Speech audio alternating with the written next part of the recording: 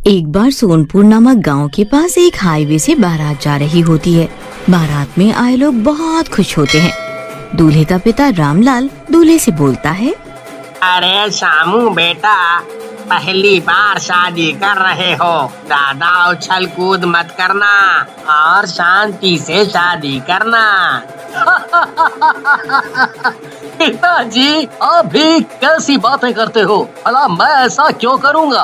आप चिंता ना करो, मैं कोई भी ऐसी वैसी हरकत नहीं करूँगा। बस आप दीनू चाचा पर नजर रखना, वो बहुत ही मनचले हैं।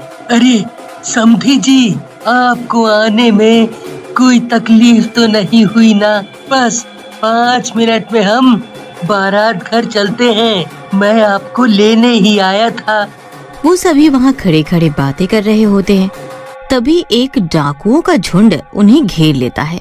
डाकुओं का सरदार गब्बर सिंह बोलता है,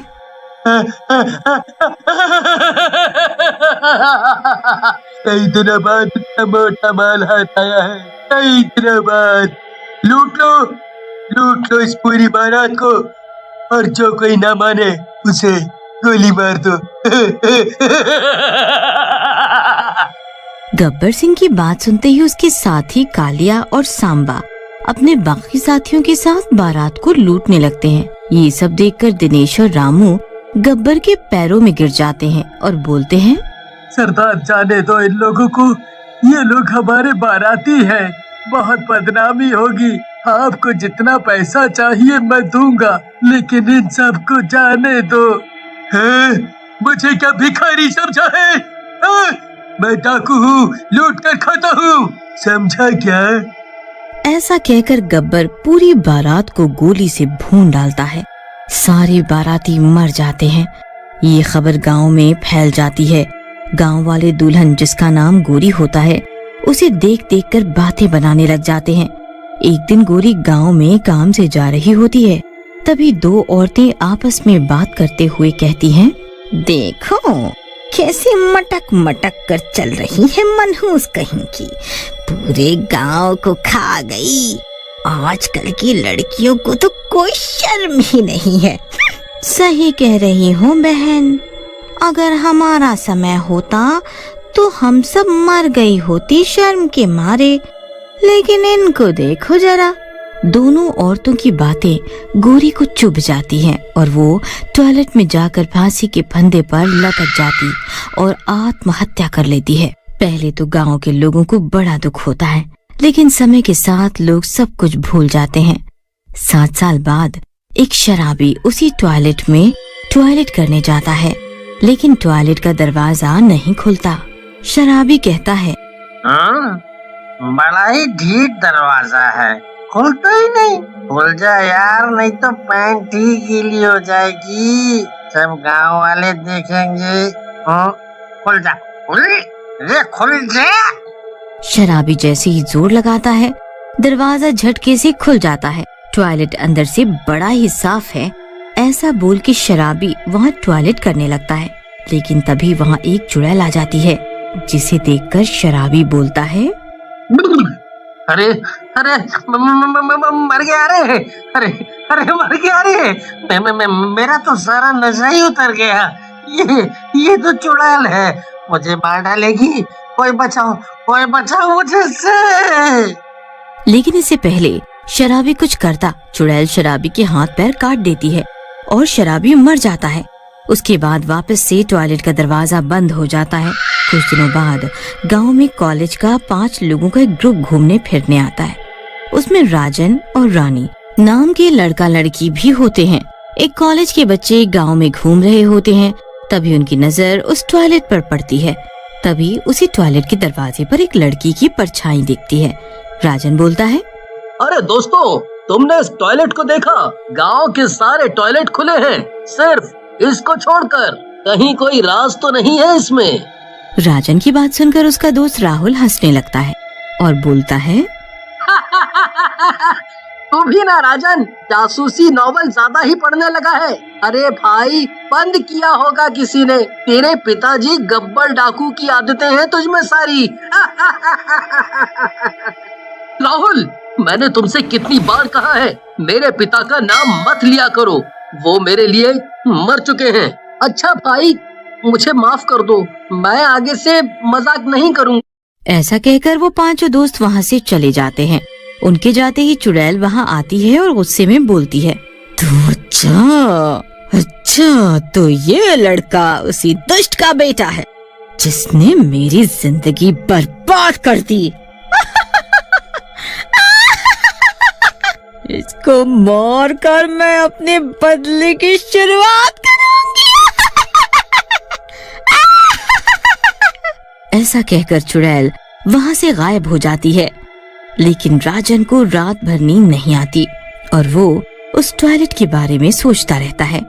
अगली रात को जब सब सो रहे होते हैं तब राजन टॉयलेट के पास जाता है और दरवाजा खोलने की कोशिश करता है। लगता है इस टॉयलेट का दरवाजा सालों से बंद है, कभी खुल भी नहीं पा रहा। कोई औजार लाता हूँ इसे खोलने के लिए। राजन औजार लाने के लिए मुड़ता है, लेकिन तभी एक जोरदार आवाज के साथ टॉयलेट का दरवाजा खुल जाता है। ये दरवाजा एकदम से कैसे खुल गया? मुझे अंदर जाकर देखना चाहिए। ये देखकर चुड़ैल खुश होती है।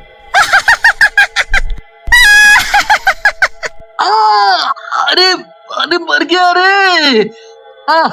चुड़ैल जी, मुझे छोड़ दो, मैंने क्या बिगाड़ा है आपका? मैं तो पहली बार आया हूँ इस गांव में। राजन की बात सुनकर चुड़ैल हंसती है और बोलती है, तू सही कह रहा है लड़के, तूने कुछ नहीं बिगाड़ा मेरा, लेकिन तू उस दुष्ट डाकू गब्बर की औलाद है जिसने मेरी पूरी जिंदगी खत्म कर दी। अब मैं तुझे मार कर अपना बदला लूंगी। ये देखकर चुड़ैल खुश होती है। राजन को गर्दन से पकड़कर उठा लेती है और जोर से फेंक देती है। राजन को चोट लग जाती है और उसके शरीर से खून बहने लगता है। तेरे खून को देखकर मेरे दिल को जो सुकून मिला है, वैसा सुकून मुझे कभी नहीं मिला। तुझे तो मैं आज जिंदा नहीं छोड़ूंगी। रुक जाओ दोस्तों, मत मारो इन्हें, मैं इनका दोषी हूँ। मेरे पिताजी ने इनके साथ बहुत बुरा किया है, मारने दो इन्हें, शायद मेरी मौत से इन्हें शांति मिले। राजन की बात सुनकर चुड़ैल का गुस्सा शांत हो जाता है और वो राजन से बोलती है, तुम तो बिल्कुल अपने पिता से अलग हो। कहाँ वो कसाई जिसने पूरी बारात को मार डाला, और कहाँ तुम जो किसी अनजान के लिए अपनी जान देना चाहते हो। फिर चुड़ैल राजन को अपने साथ हुई सारी बात बताती है, जिसे सुनकर राजन को रोना आ जाता है और वो चुड़ैल से बोलता है, चुड़ैल जी, आपके साथ मेरे पिताजी ने सचमुच बहुत बुरा किया है, बहुत बुरा किया है आपके साथ, और आप जो भी कर रही हैं मेरे साथ वो जायज है। आप मुझे मार डालो, मुझे मार डालो। राजन की बात सुनकर चुड़ैल बोलती है, बेटा मुझे माफ कर दो, मैं उस दुष्ट से अपना बदला लेने के चक्कर में अंधी हो गई थी। इन सब में तेरी क्या गलती है? तू जा, चला जा यहाँ से, मैं तुझे कुछ नहीं कहूँगी। राजन और उसके दोस्त वहाँ से चले जाते हैं। कुछ दिन बीत जाते हैं। एक दिन गब्बर गांव में आ जाता है। उसका हुलिया बिल्कुल बदल जाता है। वो कोट पैंट पहनकर बिल्कुल हीरो जैसा लग रहा होता है। तभी राजन आता है और उससे बोलता है, पिताजी आप आ गए, चलो अच्छा हुआ। आ गया? क्या मतलब? तुमने ही तो फोन किया था कि तुम्हारी तबीयत खराब है, इसीलिए मैं यहाँ आया हूँ। फिर राजन गब्बर को लेकर टॉयलेट की तरफ बढ़ता है और टॉयलेट के पास जाकर चुड़ैल को बुलाता है। राजन की आवाज सुनकर चुड़ैल बाहर आ जाती है और गब्बर को देखकर बोलती है, तो तू आ ही गया गब्बर। मैं आज तुझे मार कर अपना बदला लूंगी। चुड़ैल को गब्बर भी पहचान जाता है और बोलता है, तू तो गौरी है, इसकी बारात को हमने लूटा था। अरे हमको माफी दे दो, हमको माफी दे दो।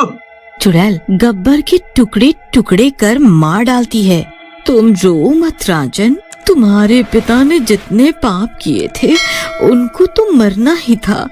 मैं नहीं मारती तो कोई और मार डालता। ऐसा कहकर चुड़ैल वहाँ से गायब हो जाती है।